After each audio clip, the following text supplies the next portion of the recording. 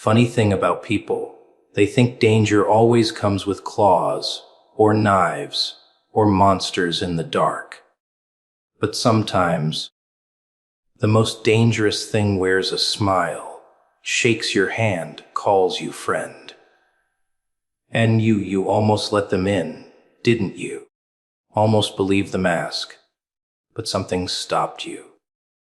A hand you couldn't see, pulling you back before you stepped off the edge. You call it luck, coincidence, instinct. But deep down you know better. You weren't spared by accident. You were spared on purpose. Someone bigger than you, bigger than me, decided you were worth saving. Not from the world, not from fate, but from a man. Not every threat carries a weapon. That's the first mistake people make. They're always looking for the blade, the gun, the fist. They think danger is obvious, loud, sharp enough to cut through skin. They teach their children to watch out for the stranger in the alley, the shadow in the dark, the figure with blood on its hands. But the real threats, they don't come with knives. They don't come with screams. They come dressed in smiles, in charm, in soft words that taste sweet while they poison you from the inside. The most dangerous man in the room isn't the one who shouts. It's the one who stays quiet, watching, calculating, waiting for the right moment to move. The one who learns your weaknesses, your desires, your fears, and then feeds them back to you like candy. You think you're in control. You think you're safe. You think you're the one choosing. But slowly, piece by piece, they're wrapping chains around your neck. Invisible ones. And by the time you notice, by the time you feel them tighten, it's too late. Weapons are obvious. You see a knife, you know to run. You hear a gunshot, you know to hide. But what about the person who tells you exactly what you want to hear? The one who makes you feel understood, valued, special. That doesn't look like danger, does it? But it is. Because once they've got your trust, once you've opened the door, they don't need a weapon. You've handed them the keys to your mind, your heart, your will. That's how real threats work. They don't force, they guide. They don't stab, they pull. They don't break you from the outside. They rot you from the inside. That's why you were saved. That's why something stopped you before you fell too far. Because you couldn't see it. You were looking for the obvious, the blade, the blow, the battle. You weren't looking for the hand that fed you lies disguised as truth. You weren't looking for the soft voice convincing you it was safe, but someone else was. Someone saw the danger you didn't. Someone pulled you back before the rope slipped around your neck. And it makes you wonder, doesn't it? How many threats walk past you every single day without you even noticing? How many smiles are knives in disguise? How many voices drip poison while sounding like honey? How many times have you let the wrong person close, blind to the danger because they never carried a weapon in their hand? That's the terrifying part. You can guard against bullets. You can defend against blades. But how do you defend against charm? How do you fight against trust? How do you protect yourself when the danger doesn't look like danger at all? That's why the chosen aren't just strong. They're aware. They're marked. not because they can fight the obvious, but because they can survive what's hidden. They're pulled out of traps the ordinary never even realize they're walking into. The ordinary get fooled, used, devoured, because they only look for the weapon. But the chosen, they're taught through pain, through close calls, through scars, that danger doesn't always announce itself. Sometimes it whispers. Sometimes it smiles. Sometimes it looks you in the eye and says, "Trust me." And here's the sick truth. The ones who don't carry weapons are more dangerous than those who do. Because you can defend yourself from steel and fire. But how do you defend yourself from the person you thought cared about you? How do you fight someone you already let inside your walls? That's the real terror. When the danger isn't outside your gate, it's already sitting at your table. By the time you notice, by the time you feel the chill in the air, by the time you realize the laughter doesn't reach their eyes, they already own you. That's when the horror really begins. Not every threat carries a weapon. Some carry trust. Some carry love. Some carry the illusion of safety. And those illusions are sharper than any blade, heavier than any gun. They cut deeper because you never see the strike coming. You never prepare for it. And when it lands, when it tears through the part of you you thought was safe, you finally understand. You were never fighting a man with a weapon. You were fighting the weapon that never looked like one at all. The mask is more dangerous than the monster. Everyone fears the beast with blood on its teeth, the one that howls in the night, claws tearing, rage spilling.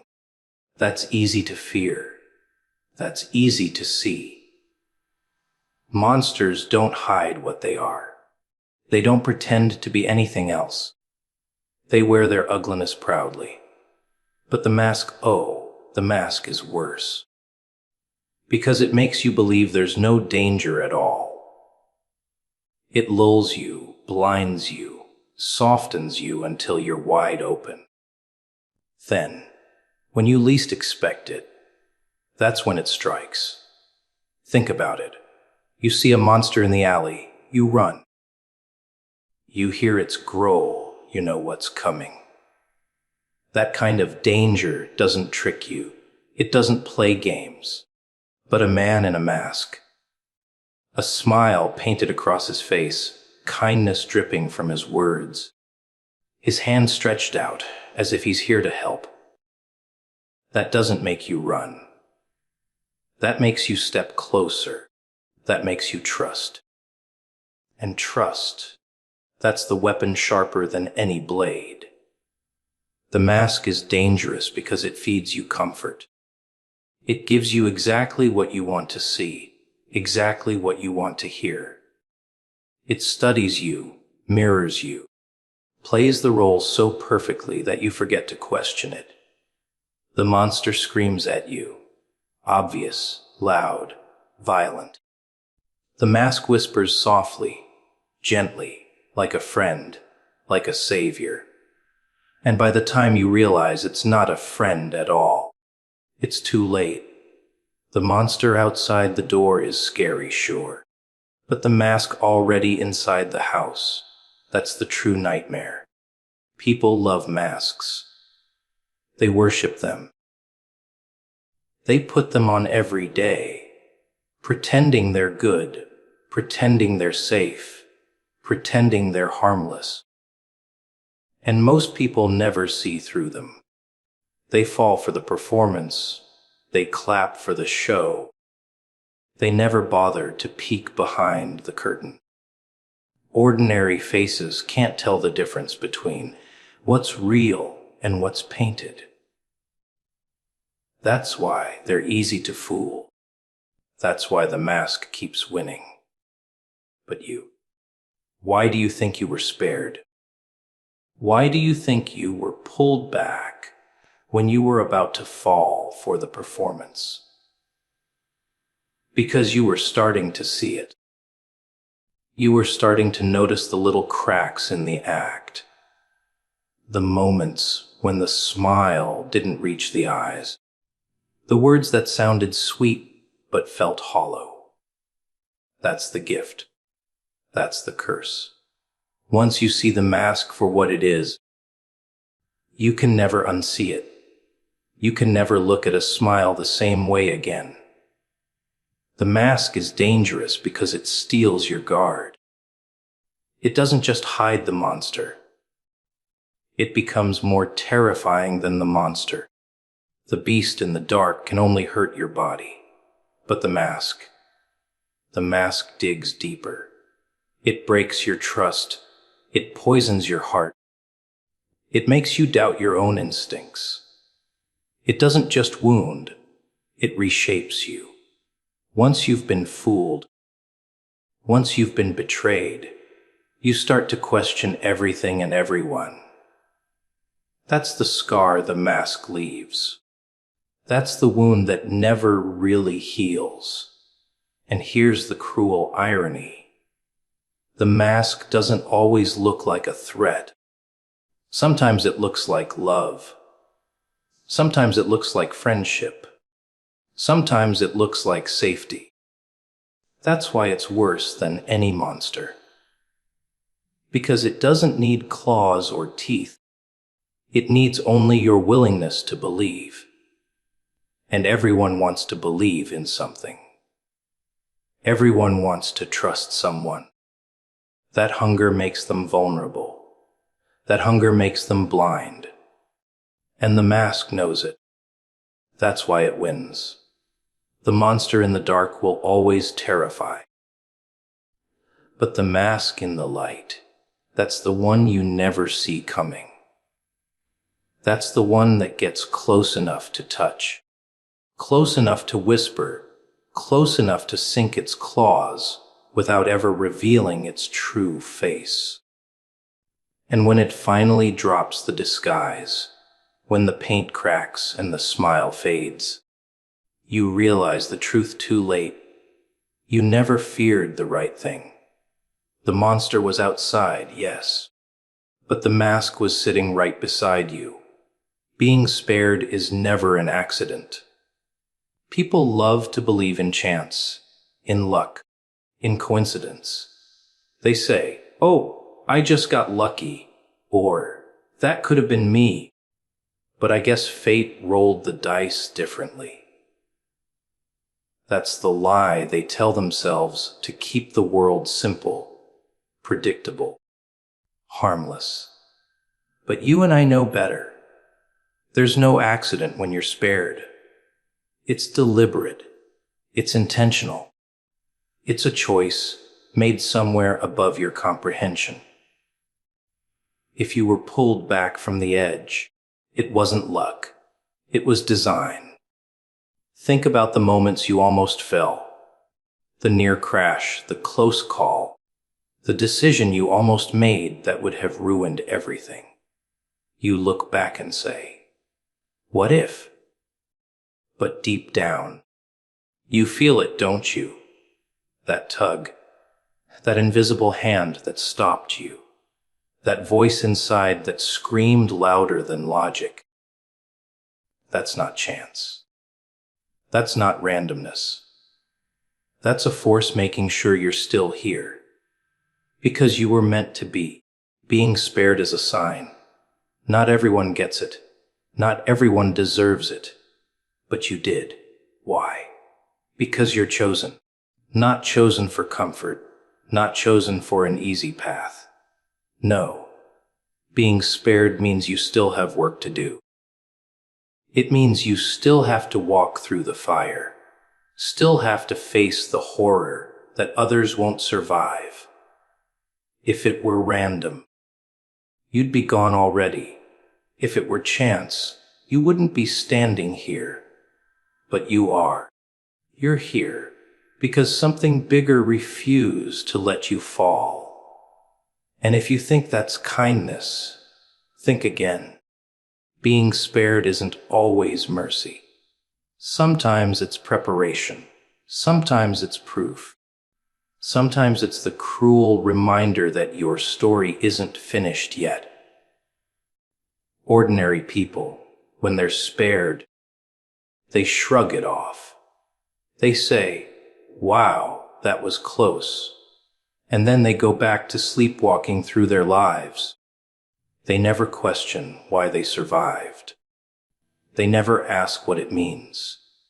They never wonder if there was a reason. That's why they remain ordinary. They don't see the signs. But you, oh, you can't ignore it. You feel the weight of being spared pressing down on you. You know it wasn't random.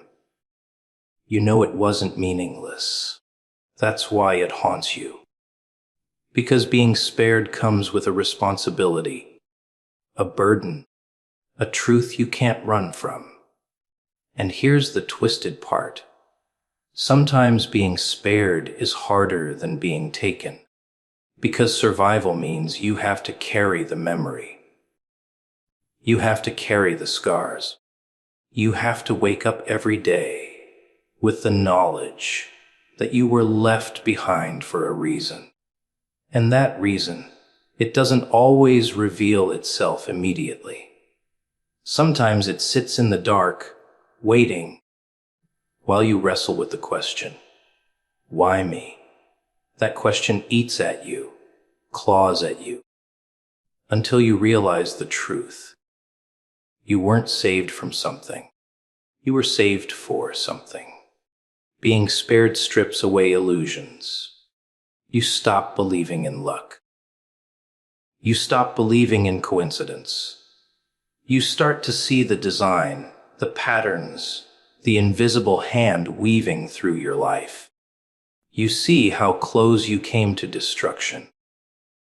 And you realize you weren't saved because you're special in the way people like to think.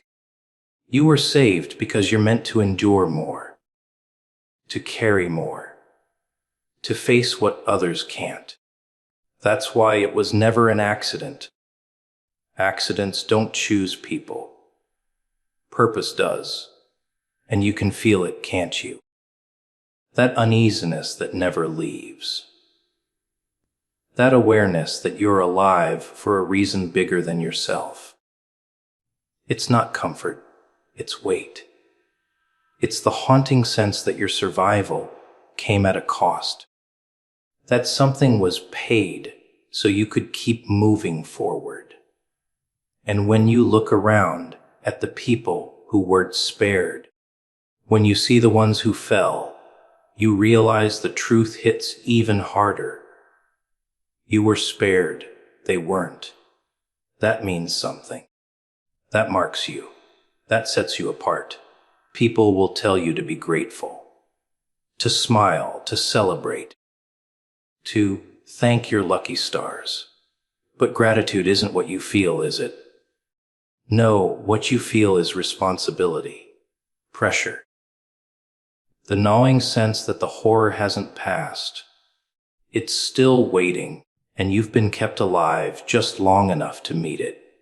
Being spared wasn't a gift. It was a summons, a demand, a warning. And whether you're ready or not, that's why you're still here. Ordinary faces will never see it coming. They never do. They walk through life with blindfolds stitched to their skin, smiling at screens, laughing at nothing, clinging to the illusion that tomorrow will look just like today. Safe, predictable, familiar. They don't look over their shoulders. They don't study the silence. They don't question the cracks under their feet. They're too busy pretending the world is harmless, that evil is something you only find in stories, that danger wears a warning sign. And because of that, when the real thing arrives, it's already too late. Ordinary faces crave comfort. They surround themselves with lies that sound soft, lies that make them sleep. They want to believe everything is under control, that the worst will never reach them, that someone else will always take the fall. That's why they don't see it. They don't want to see it. They mistake ignorance for safety. They think that by looking away, they've avoided the storm. But storms don't care if your eyes are closed. Storms tear through anyway. And when it comes, when the horror finally steps into the light, you'll notice something strange. They freeze. They don't scream. They don't run. They just stand there, stunned, like children seeing shadows for the first time. Because they can't process it. Their minds can't wrap around the truth that evil doesn't knock. It doesn't announce itself. It doesn't wait for permission. They thought they'd recognize it. Thought it would look like the stories, the monsters, the cliches. But no, the real thing always hides in plain sight, and ordinary faces will never see it until it's already inside their homes. You've seen them, haven't you? The ones who laugh too easily, trust too quickly, follow too blindly. They think their smiles protect them, that their innocence shields them. They don't see how their weakness is bait. They don't realize predators feed on blindness. The horror loves ordinary faces because they make the hunt effortless. They never expect it, never question, never prepare. That's why the horror saves its sharpest teeth for them. But you're different. You feel the shift in the air, the silence before the break, the chill crawling up your spine when something isn't right. You see what others refuse to. That's the difference between the chosen and the ordinary. The chosen one can sense it long before it arrives. That's why you don't belong among them. Why you'll never be ordinary. You're awake in a world full of sleepwalkers. And it's the awake who notice the shadows moving where they shouldn't. Ordinary faces are blinded by normality. They need routine, patterns, predictability. They think repetition means safety. They tell themselves, nothing's wrong. Everything is fine, even when the walls are crumbling. They're so desperate for stability that they'll ignore the signs right in front of them. The dark circles under a smile, the crack in a voice, the silence that lingers too long, all signals, all warnings, but they dismiss them. They laugh them off.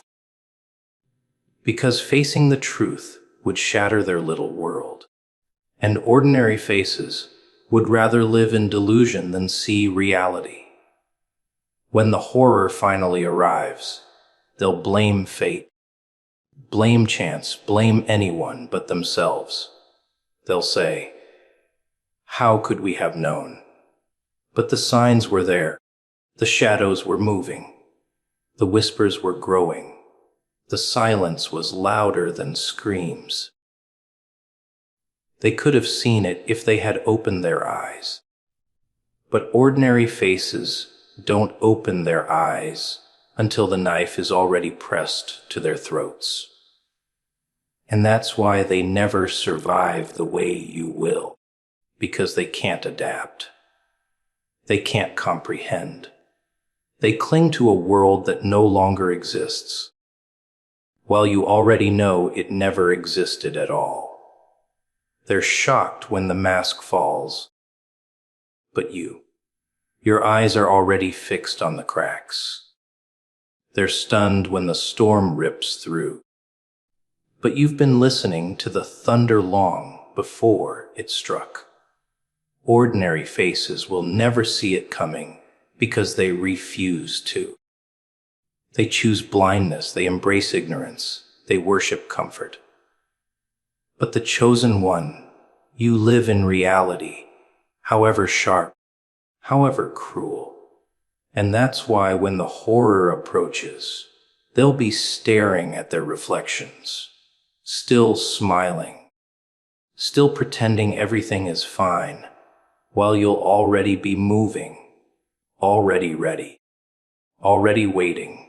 Chaos reveals who you truly are. Order is easy. Routine is easy when the streets are quiet, when the lights are on, when food is on the table, and the roof doesn't leak. Everyone can pretend. Everyone can smile. Everyone can play the role they've been rehearsing. They put on their little masks, walk through their little schedules, and convince themselves that they're good, that they're strong, that they're in control. But it's all make believe. Order is a stage. Chaos tears down the stage. When everything collapses, when the rules burn, when the walls come crashing down, that's when you see the truth. Strip away the safety net, and suddenly the mask falls off. That polite neighbor who waves every morning, he'll be the first to trample someone if it means saving himself. That friend who swore loyalty, watch how fast they vanish when things turn dark.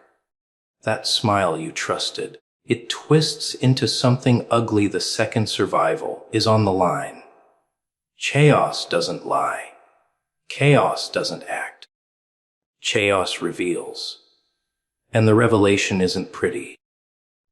You learn quickly who's been hiding behind false kindness, who's been covering their fear with arrogance, who's been playing strong, but is hollow inside.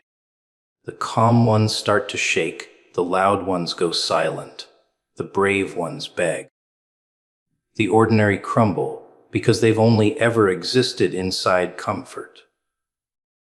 But comfort is a cage, and when it's shattered, they don't know how to breathe. That's why chaos is the great equalizer. It strips away illusion, and all that's left is the raw, unpolished truth. Some people spend their whole lives avoiding chaos because they're terrified of what it might reveal about them. They sense it. They know deep down that when the lights go out, they won't be who they claim to be. They'll break. They'll beg. They'll run. And they can't face that possibility, so they bury themselves in routine, surround themselves with rules, hide inside the comfort of predictability. But you, when the chaos comes, you don't run. You stare into it. You welcome it. Because you know it's the only time people are real. Chaos doesn't just reveal others. It reveals you. You can talk about strength. You can post about courage. You can pretend you'd stand tall when the storm comes. But when it finally hits, when the ground shakes and everything burns, then the truth comes out. Do you fight or do you fold? Do you lead or do you hide? Do you cling to the old world or carve a new one out of the ashes? That's the test chaos brings. And once you've seen yourself in that fire, you'll never forget who you really are. And here's the sick part. Chaos is honest. More honest than order ever will be. In chaos, no one has time to lie. No one has time to maintain the act. You don't have the luxury of pretending to be someone you're not. The truth rips out of you in every scream, every choice, every drop of blood. That's why chaos is feared. Not because it destroys cities, not because it tears down walls, but because it exposes. And people would rather live in lies than face the truth about themselves. Watch closely when chaos erupts. You'll see leaders emerge from silence, and you'll see heroes crumble into cowards. You'll see people who once seemed weak stand unshaken, while the powerful fall to their knees. The truth is never what you expect. And that's the beauty of it. Chaos strips away the illusion of identity, the fake smiles, the rehearsed words, the practiced confidence. It leaves only the core. And for most people, that core is fragile. But for the chosen one, that core is unbreakable. Because you've felt it already, haven't you? That calloused edge inside, that voice that whispers when everything else is screaming. You've walked through fire before, and you know it doesn't destroy you. It forges you. That's why chaos doesn't scare you. It excites you. It reminds you who you really are. It reminds you that when the world breaks apart, you don't fall with it. You rise from it. Chaos reveals who you truly are, and the ones who hide behind their illusions will crumble when the curtain burns. But you will stand in the ashes, stripped bare of everything false, and you will know exactly who you were always meant to be.